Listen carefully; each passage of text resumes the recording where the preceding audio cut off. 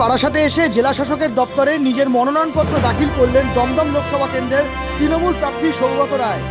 এদিন তার সঙ্গে ছিলেন রাজ্যের দুই মন্ত্রী ব্রাত্য বসু, চন্দ্রিমা ভট্টাচার্য, বিধায়ক নির্মল ঘোষ সহ তৃণমূল কংগ্রেসের অন্যান্য নেতৃত্ব।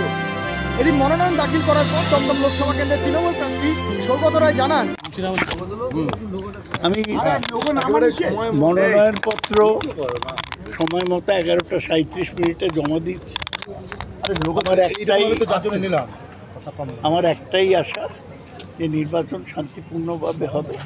আমার 4 জন প্রপোজার ছিলেন, নির্মল ঘোষ আর অপর্ণা মৌলিক, গোপাল সাহা, সুরজিৎ রায়চৌধুরী, আর আমার ইলেকশন এজেন্ট হচ্ছে সোমনাথ দে। আমরা সেগুলো সব সাবমিট করে দিয়েছি।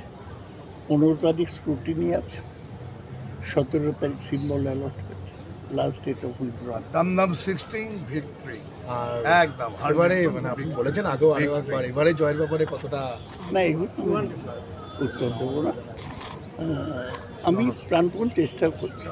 মমতা ব্যানার্জির পক্ষে মানুষের হাওয়া আছে। আমি চেষ্টা করছি সব জায়গায় যাবার। আমার সব বিধায়করা আছে, তারা সক্রিয়ভাবে কাজ করছে। আমার আশা ফল ভালো হবে। কৌশিক সেনগুপ্ত, অঙ্কিত মুখার্জি রিপোর্ট, নজরে বাংলা।